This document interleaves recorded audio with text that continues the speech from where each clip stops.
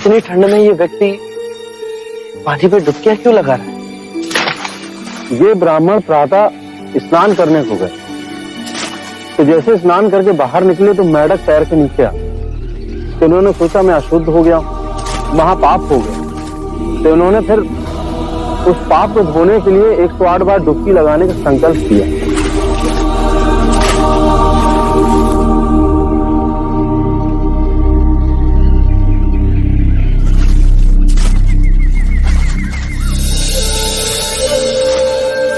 सुनिए, आप ठंड से कांप रहे हैं। यदि ऐसा करेंगे तो बीमार पड़ जाएंगे।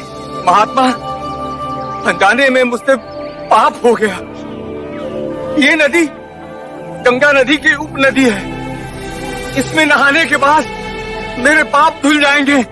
इस नदी में डुबकी लगाने से यदि आपके पाप धुल जाएंगे तो इस नदी में रहने वाले मेंढक के ऊपर पांव आने पर आप अपवित्र कैसे हो गए? यदि आपको ऐसा लगता है कि नदी में डुबकी लगाने से आपके पापों का नाश होगा, तो इस नदी में रहने वाली मछलियां, कछुए, सर्प, मेंढक, इन सबको अब तक मुक्ति मिल गई होती।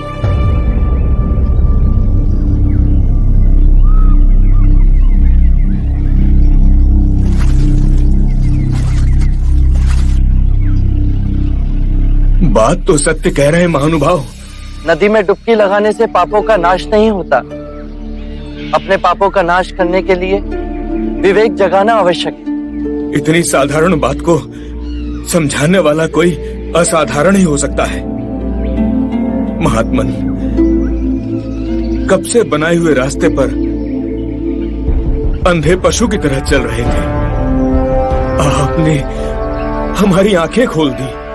हर वो बात जो लिखी गई, जो हमें सिखाई जाती है, जो असंख्य वर्षों से दोहराई जा रही है, उस पे संदेह करना। अपो दीपो भवे, अपना दीपक स्वयं बनो।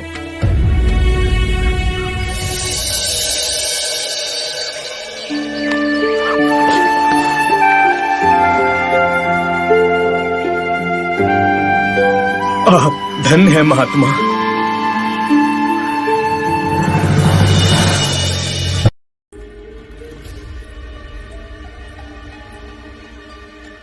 आप लोग भोले लोग हो, आप लोगों को ठगा जा रहा है। कौन ठग रहा है हमें? वही बुद्ध और उसके भिक्षुक। हमने सोचा क्यों ना आज उनकी परीक्षा ली जाए। प्रतिदिन निःशुल्क ही भिक्षा ले जाते हैं। पर वो तो महात्मा लोग हैं। कहानी का महात्मा? आज देखते हैं उनमें आध्यात्मिक शक्ति है या नहीं। यदि नहीं तो उन्हें धक्के मारकर राजगीर से बाहर निकाल देंगे। अवश्य। भाइयों सावधान, 2 भिक्षुक इधर ही आ रहे हैं। आइए भिक्षुकगण, आइए। आप ही की प्रतीक्षा हो रही थी, पधारिए। देखिए, यह चंदन का भिक्षा पात्र बांस पर रखा हुआ है। यदि आप बांस को बिना छुए चंदन का भिक्षा पात्र निकाल दें तो आपको भिक्षा मिलेंगी, अन्यथा नहीं। हमें क्षमा कीजिए।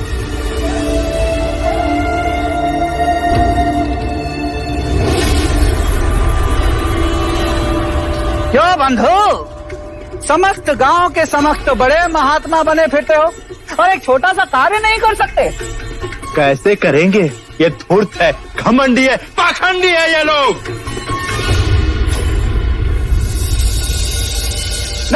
नहीं, ये पाखंडी नहीं, अपितु नपुंसक है, नपुंसक। तभी तो भिक्षुक बने फिर रहे हैं। पता है इसका गुरु, धूर्त गुरु बुद्ध भी अपनी पत्नी को आधी रात में छोड़कर भाग गया था। सत्य वचन। बस के आगे मेरे गुरु को एक भी अपशब्द कहा तो मेरे गुरु के चरणों की धूल भी नहीं हो तुम लोग। तुम्हें हमारी सिद्धि देखनी है। इस बांस के डंडे को बिना छुए इस चंदन के भिक्षा पात्र को मैं नीचे उतार लाऊंगा। साख्य मुनि सिद्धि के प्रदर्शन को अटकाने का साधन मानते हैं, परंतु इनके लांछन का प्रति उत्तर देना ही होगा।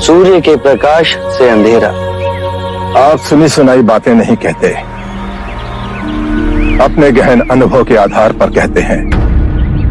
आप धर्म और सिद्धांत की नहीं, देखी हुई बातें कहते हैं। आपने कहा कि मुक्ति का मार्ग है अपने विवेक को जगाना और गूढ़ ध्यान में लिप्त हो जाना, जिससे मनुष्य स्वयं को और इस संसार को भली भांति समझ सकता है। परंतु एक प्रश्न है, ये जो सारी विधियां हैं, रीतियां हैं, पूजा पाठ हैं, क्या ये सब व्यर्थ है?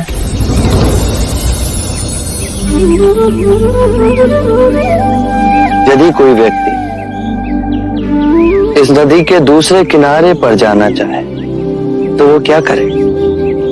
यदि जल गहरा नहीं है तो वो चलकर जा सकता है, और यदि जल गहरा है तो वो नाव की सहायता से जा सकता है या स्वयं तैरकर जा सकता है।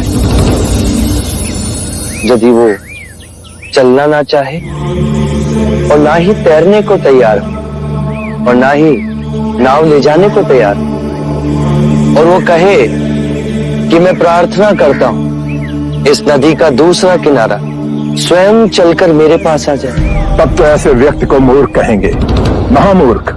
इसी प्रकार यदि व्यक्ति अज्ञान और भ्रांति को अपने विवेक से मिटाएगा नहीं तो परम आनंद और मुक्ति के दूसरे छोर पे कैसे पहुंच पाएगा?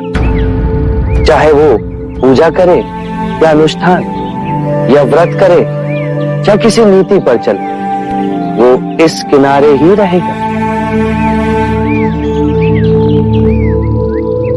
हमने सारे शास्त्रों को पढ़ा, उन पर व्याख्या की, परंतु जीवन के इतने जटिल सत्य को इतनी सरलता से किसी ने नहीं समझाया, किसी ने नहीं समझाया। आप इस भटकती मानवता को परम ज्ञान का मार्ग दिखाएंगे। आप करुणा के सागर हो। हे बुद्ध, आप हमें अपना अनुयायी स्वीकार करें।